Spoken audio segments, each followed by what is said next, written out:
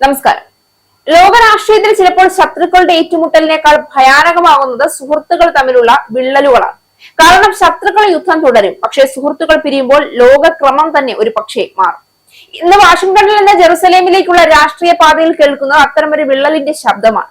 ഇറാനെതിരെ കൂടുതൽ ആക്രമണം നടത്തരുതെന്ന് അമേരിക്കൻ പ്രസിഡന്റ് ഡൊണാൾഡ് ട്രംപ് അഭ്യർത്ഥിച്ചിട്ടും മണിക്കൂറുകൾക്കുള്ളിൽ ഇസ്രായേൽ ആക്രമണം നടത്തിയെന്ന റിപ്പോർട്ടുകൾ പുറത്തു വരുമ്പോൾ അതൊരു സൈനിക നടപടി മാത്രമെന്ന് കരുതി എഴുതി തള്ളാൻ കഴിയില്ല. വർഷങ്ങളായി ലോകം കണ്ട ഏറ്റവും ശക്തമായ രാഷ്ട്രീയ സഖ്യങ്ങളിലൊന്നായ ട്രംപ് നെതന്യാഹു ബന്ധത്തിൽ വിള്ളൽ വീഴുന്നുവെന്ന സൂചന കൂടിയാണത്. ഇറാനെതിരായ പ്രതികാര നടപടി നിർത്തിവെക്കണമെന്ന് ഇസ്രായേൽ പ്രധാനമന്ത്രി ബെഞ്ചമിൻ നെതന്യാഹുവിനോട് അമേരിക്കൻ പ്രസിഡന്റ് ഡൊണാൾഡ് ട്രംപ് ആവശ്യപ്പെട്ടതായി റിപ്പോർട്ടുകൾ ഉണ്ടായിരുന്നു. ഇറാനെതിരായ ആക്രമണം തുടരുന്നത് നടന്നുകൊണ്ടിരിക്കുന്ന നയതന്ത്ര ചർച്ചകളെ പ്രതികൂലമായി ബാധിക്കുമെന്ന് ട്രംപ് ഫോൺ വഴി നെതന്യാഹുവിനോട് പറഞ്ഞതായി അടുത്ത വൃത്തങ്ങളെ ഉദ്ധരിച്ചാണ് റിപ്പോർട്ടിൽ പറഞ്ഞിരുന്നത്. മേഖലയിൽ സംഘർഷങ്ങൾ വർദ്ധിച്ചു വരുന്ന സാഹചര്യത്തിൽ സ്ഥിതി ഇനിയും രൂക്ഷമാകുന്നതിനെതിരെ നെതന്യാഹുവിന് ട്രംപ് മുന്നറിയിപ്പ് നൽകിയതായിരുന്നു വിവരം. ഇറാനുമായി നയതന്ത്ര കരാറിൽ എത്താൻ സാധിക്കുമെന്ന ശുഭാപ്തി വിശ്വാസം ട്രംപ് പ്രകടിപ്പിച്ചതായും ഉദ്യോഗസ്ഥനെ ഉദ്ധരിച്ച് റിപ്പോർട്ടിൽ പറയുന്നുണ്ട്.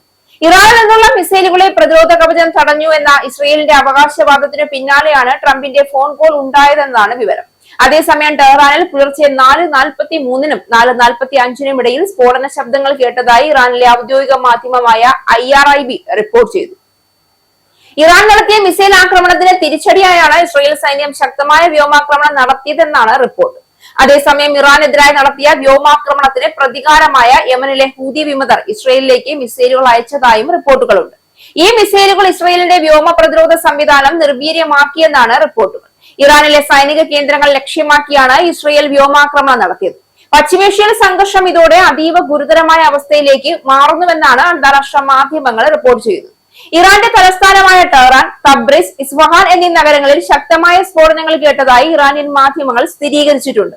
ടെഹ്റാനിൽ കുറഞ്ഞത് 2 വലിയ സ്ഫോടനങ്ങളും ഇസ്ഫഹാനിൽ 3 സ്ഫോടനങ്ങളും ഉണ്ടായതായി ഇർന വാർത്താ ഏജൻസിയും റിപ്പോർട്ട് ചെയ്തു.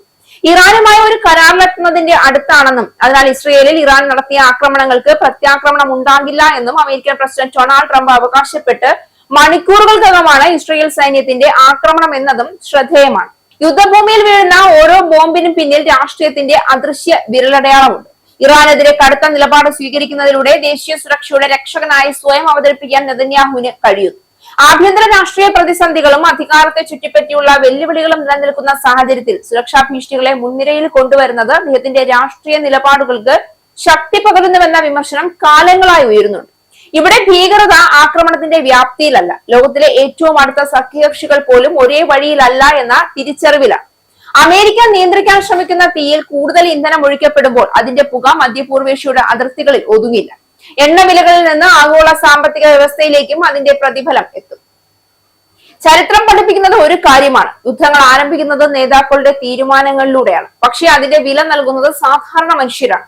ഇന്ന് ട്രംപിന്റെ മുന്നറിയിപ്പ് അവഗണിക്കപ്പെടുകയും നെതന്യാഹു തന്റെ വഴിയിൽ മുന്നോട്ട് പോവുകയും ചെയ്യുന്ന ചിത്രം ലോകം കാണുന്നുണ്ടെങ്കിൽ അതൊരു രാഷ്ട്രീയ അഭിപ്രായ വ്യത്യാസമല്ല, നിയന്ത്രണം നഷ്ടപ്പെടുന്ന പ്രതിസന്ധിയുടെ സൂചനയാണ്. കാരണം അധികാരത്തിന്റെ രാഷ്ട്രീയം ചിലപ്പോൾ വോട്ടുകൾ നേടാം, പക്ഷേ തീ കൊണ്ട് കളിക്കുന്ന രാഷ്ട്രീയം ഒടുവിൽ മുഴുവൻ പ്രദേശത്തെയും ലോകത്തെ ആകമാനവും ചാരമാക്കും.